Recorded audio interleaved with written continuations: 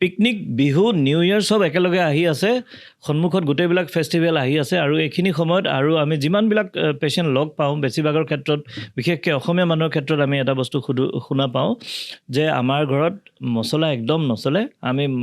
ঘৰত মছলা খুব কমকৈ খাওঁ তথাপি কিয় জানো আমাৰ ইমান গেছ হৈ থাকে হেন হৈ থাকে তেন হৈ থাকে এনেকুৱা আমি আনচাৰ পাই থাকোঁ আৰু এতিয়া বেছিকৈ হ'ব এইখিনি সময়ত ঠাণ্ডাৰ দিনত গতিকে আজি আমি এই ভিডিঅ'টোত আপোনালোকৰ লগত কথা পাতিম যে মছলা বোলা বস্তুটো একচুৱেলি খোৱাটো ভাল নে বেয়া যদি এইখিনিলৈকে চাই আছে তেতিয়াহ'লে আশা কৰোঁ শেষলৈকে ভিডিঅ'টো চাব আৰু জানিব যে মছলা আচলতে ভাল নে বেয়া welcome to another episode of healthcast by ইমাৰ্জেল.in মই ডক্টৰ ধ্ৰুৱজ্যোতি গগৈ আপোনালোকৰ কাৰণে এই ভিডিঅ'বোৰ আমি যে সপ্তাহে সপ্তাহে আনি থাকোঁ তাৰ মুখ্য উদ্দেশ্য হৈছে যে এই যদি আপুনি স্বাস্থ্যৰ সজাগতা আপোনাৰ বৃদ্ধি পায় স্বাস্থ্যৰ বিষয়ে বেছিকৈ কথা গম পায় তেতিয়াহ'লে আপোনাৰ অসুখ বিসুখ কম হ'ব নিজৰ স্বাস্থ্যটোক আপুনি বেছি যত্ন ল'ব পাৰিব আৰু আপোনাৰ হস্পিটেল এডমিশ্যন বা অসুখ বিসুখ কমি যোৱাৰ লগে লগে হস্পিটেলৰ লগত ৰিলেটেড স্বাস্থ্যৰ লগত যি ৰিলেটেড যি খৰচ সেয়াও কমি যাব আৰু আমাৰ প্ৰধান আৰু প্ৰথম উদ্দেশ্য হৈছে ৰাইজৰ কাৰণে হেল্থ কেয়াৰ খৰচ কমোৱা এতিয়া আহোঁ মূল কথালৈ মছলা ভাল নে বেয়া তো বহুত মানুহে আমাক কয় যে মই মছলা খাবই নোৱাৰোঁ আজিকালি মোৰ একদম ইটো হয় গেছ হয় আৰু বহুতে এনেকৈও কয় যে আমাৰ ঘৰত একদম মছলা নচলেই ইভেন চাগে প্ৰত্যেক ঘৰতে যিগৰাকী মূল মানুহ আছে মাতৃ আছে তেওঁলোকেও মানে নিজৰ ল'ৰা ছোৱালীৰ ক্ষেত্ৰতে হওক যে ইমানকৈ মছলা নাখাবি ইমানকৈ মছলা দিয়া বস্তু নাখাবি গা বেয়া হ'ব হেন হ'ব এনেকুৱা ধৰণৰ কথাবিলাক চলি থাকে তো মছলাৰ বিষয়ে আমি গোটেই কথাখিনি এতিয়া ক'ম যে মছলা আচলতে আমি অসমীয়া সমাজত বা অসমীয়া ঘৰবিলাকত বা অসমৰ ঘৰবিলাকত বিশেষকৈ কোনখিনি মছলা চলে প্ৰধানকৈ আমাৰ চলে আদা নহৰু আৰু জলকীয়া আৰু লগতে চলে জিৰা ধনিয়া লং ডালচেনি এনেকুৱা ধৰণৰ যিবিলাক আমাৰ মছলাবিলাক সাধাৰণতে পোৱা যায় সেইখিনিয়ে চলে আমাৰ বহুত ডাঙৰ বা অলপ বেছি উচ্চ স্তৰৰ যিবিলাক মছলা সেইবিলাক কমকৈ চলে যেনেকৈ কেশৰ বা চেফ্ৰন সেইবোৰ আমাৰ কমকৈ চলে বাট ষ্টিল আমাৰ সমাজত এইখিনি মছলাই বেছিকৈ দেখা যায় এতিয়া কথাটো হৈ গ'ল কি এই মছলাই কেনেকৈ আমাক হেল্প কৰে প্ৰথম আমি মছলাৰ যিখিনি ভাল গুণ সেইখিনি কৈ লওঁ তাৰপিছত আমি ক'ম যে আপোনালোকক মছলাৰ পৰা হ'ব পৰা যিখিনি অসুবিধা বা কেতিয়া আপুনি মছলা নাখাব এই কথাখিনি ক'ম তো এডভান্টেজ প্ৰথম কথা হৈ গ'ল কি মছলাত কি থাকে মছলাত থাকে প্ৰথম এটা গোন্ধ থাকে এটা টেষ্ট থাকে আৰু এটা ৰং থাকে এই গোটেইখিনি বস্তু এতিয়া যেতিয়া আপুনি ঘৰত কিবা এটা বনোৱা হয় তাত আদা নহৰু জিৰা ধনিয়া ডালচেনি লং এনেকুৱা যিকোনো ধৰণৰ যেতিয়া আপুনি এটা মছলা দি পেলাই বস্তুটো বনায় তেতিয়া এটা গোন্ধ ওলায় সেই গোন্ধটো আমাৰ যেতিয়া নাকত লাগে সেই গোন্ধটোৱে আমাৰ যিটো ডাইজেষ্টিভ জুচটো ওলোৱাত সহায় কৰে কেনেকৈ সহায় কৰে এতিয়া মই আগৰ এটা আপোনালোকে যদি চাইছে ভিডিঅ' তেতিয়াহ'লে এই হেল্ডিকাষ্ট যিটো চেনেল ইউটিউবত তাত গৈ চালে পাব যে আমাৰ গেষ্ট্ৰিক এচিডৰ চিক্ৰেশ্যনৰ 3টা ফেজ আছে 3টা ফেজৰ এটা অন্যতম ফেজ হৈছে চাইক'লজিকেল ফেজ এই চাইক'লজিকেল ফেজটোত কি হয় যেতিয়া এটা আমি খাদ্যৰ পৰিকল্পনা কৰোঁ যে ধৰক ইমান ধুনীয়া এটা খাদ্য এইটো খাম আজি মাংস খাম আজি মাছ খাম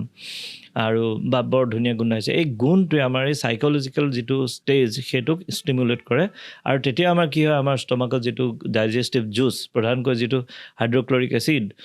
এইবিলাক বস্তু চিক্ৰেশ্যনত সহায় কৰে গতিকে যিকোনো বস্তু আপুনি যেতিয়া খাব খুব সোনকালে সি হজম হ'ব আৰু আপোনাৰ এই যে আপোনাৰ যিটো ব্লটিং সেন্সেশ্যন গেছ বা পেটটো ফুলা সেইবিলাক বস্তু কমি যাব সেইটো কাৰণে মছলাই আপোনাৰ প্ৰথম হেল্প কৰে তাৰ যিটো গোন্ধৰ পৰা আমাৰ চাইক'লজিকেল যিটো ষ্টেজ অফ গেষ্ট্ৰিক ষ্টিমুলেশ্যন সেইটো যেতিয়া হয় তেতিয়াহ'লে আমাৰ খাদ্য হজম কৰাত সহায় হয় দ্বিতীয় বস্তুটো হৈছে মছলাই এটা টেষ্ট এড কৰে প্ৰত্যেকটো খাদ্যত এটা টেষ্ট এড কৰে সেই এড কৰাৰ কাৰণে আমাৰ যেতিয়া আমি খাদ্যটো খাওঁ আমাৰ টেষ্ট পালে আমাৰ বেছিকৈ খাবলৈ মন যায় আৰু সেই টেষ্টটোৰ কাৰণে আমাৰ ফাৰ্ডাৰ আমাৰ যিটো ডাইজেষ্টিভ জুচ সেই ডাইজেষ্টিভ জুচটো পেটৰ ভিতৰত বেছিকৈ ওলায় আকৌ এগেইন সেইটোৱে আমাক আমাৰ খাদ্য হজমত হেল্প কৰে আৰু এটা অন্যতম গুণ হৈছে মছলাৰ ক্ষেত্ৰত এই মছলাবোৰ এটা এণ্টিঅক্সিডেণ্টৰ বিষয়ে নিশ্চয় চবে শুনিছেই এই এণ্টিঅক্সিডেণ্টবোৰে কি কৰে আমাৰ চেলবিলাকৰ যিটো মানে আমাৰ চেলবিলাক যেনেকৈ আহে তেনেকৈ সি নিজে নিজে ধ্বংস হৈ এটা চাইকেলত চলি থাকে নতুন চেল আহে আকৌ লাহে লাহে বেয়া হয় আকৌ নতুন চেল আহে তো এনেকৈ মানে আমাৰ চেলবিলাকৰ যিটো মানে চাইকেলটো চলি থাকে কিন্তু এই যে এণ্টি অক্সিডেণ্ট যিটো আছে এই এণ্টি অক্সিডেণ্টে কি কৰে চেলবিলাকৰ আয়ুস বৃদ্ধিত সহায় কৰে আৰু যেতিয়া চেলৰ আয়ুস বৃদ্ধি হয় তেতিয়াহ'লে অবভিয়াছলি আপোনাৰ বডিও ভাল থাকিব এজিং কম হয় বুলি কয় এজিং মানে অৰ্থাৎ বয়সৰ চাপ দেৰিকৈ পৰে আৰু আপোনাৰ স্বাস্থ্যটো ভাল হৈ থাকে হাৰ্টৰ হেল্থ ভাল হয় তো এনেকৈ আপোনাক এই এণ্টি অক্সিডেণ্টবিলাকে হেল্প কৰে মছলাৰ ভিতৰত বহুখিনি মছলাত আপোনাৰ এণ্টি অক্সিডেণ্ট থাকে আৰু মছলাৰ ভিতৰত ক'ব গ'লে হালধিও এটা মছলা তো হালধিতটো অলৰেডি আপোনালোকে জানে হালধিত বহুত ভাল গুণ আছে যেনেকৈ হাৰ্টৰ হেল্থ ভাল কৰাত হালধিয়ে বিশেষভাৱে হেল্প কৰে মছলাই আৰু এটা অন্যতম হেল্প কৰা বস্তু হৈছে ইনফ্লেমেশ্যন মানে ধৰি লওক যিটো এটা আমাৰ ইনফ্লেমেশ্যনৰ কথা মই আগৰ 2-3টা ভিডিঅ'ত কৈছোঁ যে আপোনাৰ যদি শৰীৰত এটা ইনফ্লেমেশ্যন চলি আছে যেনেকৈ আপোনাৰ ধৰি লওক চাইনোচাইটিছ চলি আছে বা ফেৰিনজাইটিছ চলি আছে লেৰিনজাইটিছ চলি আছে এই আপাৰ ৰেছপিৰেটৰী ট্ৰেকৰ যিবিলাক মানে প্ৰব্লেম চলি আছে সেইবিলাক কিন্তু এলেভিয়েশ্যনত বা সেইবিলাকৰ মানে আশু আৰোগ্য বা উপশমত এই মছলাবোৰে বহুত বেছি হেল্প কৰে আৰু এবিধ মছলা হ'ল যিটো অলপ জ্বলা যেনেকৈ জলকীয়াও এবিধ মছলা আৰু লং এইবিলাকো এবিধ মছলা তো এইবিলাকে কি কৰে আমাৰ বডিৰ যিটো হিট প্ৰডাকশ্যন সেইটো অকণমান বঢ়াই দিলে কি হয় আমাৰ মেটাবলিজিম বুলি কয় আমাৰ শৰীৰৰ যিটো এই গোটেই আমাৰ এটা মেচিন চলি আছে ন ইঞ্জিন চলি আছে সেই ইঞ্জিন চলি থকা প্ৰক্ৰিয়াটো এটা মেটাবলিজিম বুলি কোৱা হয় এই মেটাবলিজিমত কি হয় শক্তি প্ৰডিউচ হোৱাৰ লগে হিট প্ৰডিউচ হয়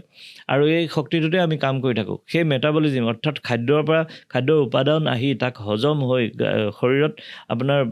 সেই উপাদানবিলাক গ্ৰহণ কৰাৰ পিছত সেই তাৰ পৰা এটা হিট জেনেৰেট হ'ব হিট জেনেৰেট হৈ আমাৰ বডি টেম্পাৰেচাৰ মেইনটেইন হ'ব লগতে আমাৰ এই খাদ্য বস্তুবিলাক যেতিয়া হজম হ'ব প্ৰত্যেকটো তাৰ খাদ্যৰ যিবিলাক উপাদান যেনেকৈ আপোনাৰ কাৰ্বহাইড্ৰেট যিবিলাক মই কৈছিলোঁ লাষ্ট ভিডিঅ'টোত প্ৰ'টিন মিনাৰেলছ ফেটছ ভিটামিনছ এইবিলাক এবজৰ্ব হোৱাত সহায় কৰিব এই গোটেই বস্তুটোকে কোৱা হয় এটা মেটাবলিজিম সেই মেটাবলিজিম প্ৰক্ৰিয়াটো মানে খুব ভাল কৰি দিয়ে যিটো কাৰণে বডি হিটটো অকণমান বাঢ়ি যায় আৰু তেতিয়া আমাৰ মছলাই যেতিয়া এই গোটেই বস্তুবোৰ দিয়ে আমাৰ শৰীৰৰ সেই ইনফ্লেমেশ্যন কমত এই মছলাবোৰে হেল্প কৰে আৰু যিকোনো বেমাৰ আজাৰ প্ৰতিৰোধ ক্ষমতা যিটোক আমি কওঁ ইমিউনিটি সেই ইমিউনিটিটো বুষ্ট কৰে এই মছলাবিলাকে আৰু এটা মছলাৰ বিশেষ গুণ আছে সেইটো হ'ল আপোনাৰ মুড এনহেঞ্চমেণ্ট যেনেকৈ কিছুমান মছলা ধৰি লওক হালধি আদা আৰু চেফ্ৰন বিশেষকৈ যিটো কেশৰ এইবিলাকে মানুহৰ মুডটো এনহেঞ্চ কৰাত হেল্প কৰে অৰ্থাৎ আপোনাৰ মুডটো আজি মনটো আপোনাৰ দুখ হৈ আছে এনেকুৱা সময়ত যদি সেইবিলাক আপুনি গ্ৰহণ কৰি আছে খাদ্য হিচাপে তেতিয়া এক নম্বৰটো আপোনাৰ সেই মুড বেয়া হোৱাৰ চান্সেছটো বহুত কমি যাব আপোনাৰ সেই ডিপ্ৰেশ্যন হোৱাৰ বা মনটো বেয়া লাগি থকা এনেকুৱা চান্সেছবিলাক কমি আহিব আৰু লগতে যদিহে আপোনাৰ যদি এনেকুৱা মুডটো আজি অকণমান বেয়া বা কিবা সেইটো এনহেঞ্চ কৰিব অৰ্থাৎ ভাল কৰাত বহুত বেছি হেল্প কৰে তো গতিকে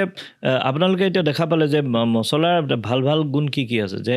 প্ৰথম মই ক'লোঁ যে এণ্টি অক্সিডেণ্ট প্ৰপাৰ্টি আছে ডাইজেশ্যনত হেল্প কৰে হজম শক্তিত সি বহুত বেছি হেল্প কৰে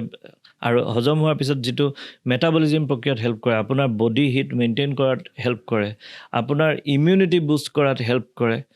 আপোনাৰ মুড এনহেঞ্চমেণ্টত হেল্প কৰে এই ইমানবোৰ ভাল গুণ মছলাত আছে তেতিয়াহ'লে মছলা কিয় বেয়া বুলি কোৱা হয় আচলতে মছলাৰ বেয়া গুণ নাই কিন্তু এইটো মন কৰিব লাগিব যে মছলা আপুনি ঢেৰ নাখায় এনেও মানুহে মছলা কমকৈ খায় কিন্তু হ'লেও সেই মছলাৰ পৰিমাণটোৰ ওপৰত এটা কথা আছে কিছুমান মানুহে ধৰি লওক জলকীয়া অলপ খাব পাৰে কিছুমানে অলপ বেছি খাব পাৰে ঠিক তেনেকৈ লঙতো মানুহে কিছুমানে কম কিছুমান বেছি আদাৰ ক্ষেত্ৰতো একে যিবোৰ অলপ জ্বলা যিবিলাক মছলা সেইবোৰৰ ক্ষেত্ৰত নহৰুৰ ক্ষেত্ৰতো তেনেকৈ হয় তো কিছুমানে কম খাব পাৰে কিছুমানে বেছিকৈ খাব পাৰে কিন্তু ইয়াত আৰু এটা কথা আছে যে যিবিলাক এলাৰ্জি বোলা বস্তুটো হৈ গ'ল এইটো এটা বেমাৰ নহয় সেইটো আমাৰ বডিৰ ৰেছপন্স যে খাদ্যটোৰ প্ৰতি আমাৰ বডিৰ ৰেছপন্স এতিয়া আপোনালোকে নিশ্চয় শুনিছে যে কিছুমানৰ পলু খালে গোটেই গাটো খজুৱায় কিছুমানৰ কাছ মাংস খালে গোটেই গাটো খজুৱায় তো অৰ্থাৎ এই এনিমেল যিবিলাক প্ৰ'টিন এই এনিমেল প্ৰ'টিনবিলাকত আপোনাৰ এলাৰ্জিক ৰিয়েকশ্যনবিলাক বেছিকৈ হয় কিন্তু মছলাবিলাক যিহেতু ভেষজ বা উদ্ভিদৰ পৰা তৈয়াৰী বস্তু, উদ্ভিদত যিবিলাক প্ৰ'টিন থাকে সেই প্ৰ'টিনবিলাকে আমাক ইমান এলাৰ্জিৰ ৰিয়েকশ্যনটো কৰিব নোৱাৰে বা কমকৈ কৰে। সেইটো কাৰণে মছলা ক'ব গ'লে ৰিলেটিভলি ছেফ, কিন্তু হ'লেও মছলাত আপোনাৰ এলাৰ্জিক ৰিয়েকশ্যন নহ'ব এনেকুৱা কথা নাই। কিছুমান মানুহৰ এনেকুৱা হয় যে এইটো মছলা খালে মোৰ খুব বেছি ডায়েৰিয়া হয়, মোৰ পেট একদম ঢিলা হৈ যায়, কিছুমানৰ একদম চৰ্দি জ্বৰ লাগি যাব পাৰে, একদম নাক ডিঙি চেৰচেৰাই যাব পাৰে, এনেকুৱা হয়। এইবিলাক নাথিং বাট এইবিলাক আচলতে আপোনাৰ allergic reaction of our body. যিসকল লোকে আপোনালোকে গম পাব যে আপোনালোকৰ আমুকটো মছলা খালে এই বস্তুটো হয়, তেওঁলোকে সেই বিশেষ মছলাটো এভইড কৰা ভাল। তো সেইটো আপোনালোকে মন কৰিব। আৰু কিন্তু তেনেকুৱা মানুহৰ মই আকৌ কওঁ যে তেনেকুৱা মানুহৰ সংখ্যা বহুত কম। কিহৰ কাৰণে কম? একটো এয়া ভেষজ যিটো উদ্ভিদৰ পৰা তৈয়াৰী হয় এই মছলাবিলাক, আৰু উদ্ভিদৰ যিবিলাক প্ৰ'টিন সেই প্ৰ'টিনৰ পৰা এলাৰ্জি হোৱাৰ চান্সেছটো একদম কম। তাৰপিছত আমি আহি যাওঁ যে মছলা আপুনি কেতিয়া নাখাব। এলাৰ্জি কথাটোতো কৈছোৱেই, কিন্তু তাতকৈ ডাঙৰ আৰু কিছুমান বস্তু আছে যেনেকৈ গেষ্ট্ৰাইটিছ। আমাৰ অসমৰ যিটো খাদ্য অভ্যাস বা আমাৰ যিটো বৰ্তমান লাইফষ্টাইল, আজিকালিৰ লাইফষ্টাইলত আমি আমাৰ মানে ফিজিকেল যিটো আমাৰ এক্সাৰচাইজ সেইটো একদম কম, কিন্তু আমাৰ মেণ্টেল ষ্ট্ৰেছ বহুত বেছি। সেইটো কাৰণে মানুহবিলাকৰ গেষ্ট্ৰাইটিছৰ চান্সেছটো বহুত বেছিকৈ গেষ্ট্ৰাইটিছ হোৱা দেখা যায়। আৰু সেই যেতিয়া গেষ্ট্ৰাইটিছ হৈ থাকে, পেটটো হেৰি হৈ থাকে বা কেতিয়াবা ডায়েৰিয়াৰ নিচিনা হৈ আছে, তেনেকুৱা সময়ত আপুনি মছলাবিলাক এভইড কৰি দিয়া ভাল। আৰু মছলা বুলি ক'লে মছলাৰ লগত আৰু এটা বস্তু আহি যায়, নেমু টেঙা। তো নেমু টেঙাটো আপুনি যেতিয়া আপোনাৰ খুব গেষ্ট্ৰাইটিছ, খুব এনেকুৱা পেটৰ জ্বলা পোৰা, ঢিলা পায়খানা এনেকুৱা হৈ আছে, সেইখিনি সময়ত আপোনালোকে মছলা বা নেমু টেঙা এইবিলাক নাখাব। আৰু এটা কথা, যেতিয়া আপোনাৰ এনেকুৱা লাগি আছে ব্লটিং চেনচেশ্যন, পেটটো খুব ফুলা লাগি আছে, গেছ লাগি আছে, পায়খানা অলপ ঢিলা লাগি আছে, এনেকুৱা সময়ত আপোনালোকে এই মছলাটো নাখাই পেলাই তাৰ ঠাইত আপোনালোকে যিটো গেষ্ট্ৰাইটিছৰ এই প্ৰব্লেম, সেই বস্তুটো আপোনালোকে ঠিক কৰক। সেইটো ঠিক কৰি পেলাই দৰৱ খাব লাগিব, আৰু অলপ কেইদিনমান দীঘলীয়াকৈ দৰৱ খাব। গেষ্ট্ৰাইটিছৰ ক্ষেত্ৰত আৰু এটা কথা কৈছোঁ যে গেষ্ট্ৰাইটিছৰ যেতিয়া আপোনালোকে দৰৱ খাব, সেইটো কেতিয়াও এদিন দুদিন খাই ভাল পালে আপুনি এৰি নিদিব। এইটো কমচে কম আপুনি এসপ্তাহমানলৈকে দৰৱখিনি কণ্টিনিউ কৰি দিব। এসপ্তাহৰ পিছতহে আপুনি জানিব যে আপোনাৰ ভাল হৈছে, আৰু সেই ভাল হোৱাৰ পিছত গেষ্ট্ৰাইটিছ আকৌ ৰিকাৰ নহয়, অৰ্থাৎ আকৌ পুনৰ সি দি পেলাই নুঠে। গতিকে সিমানখিনিলৈকে আপুনি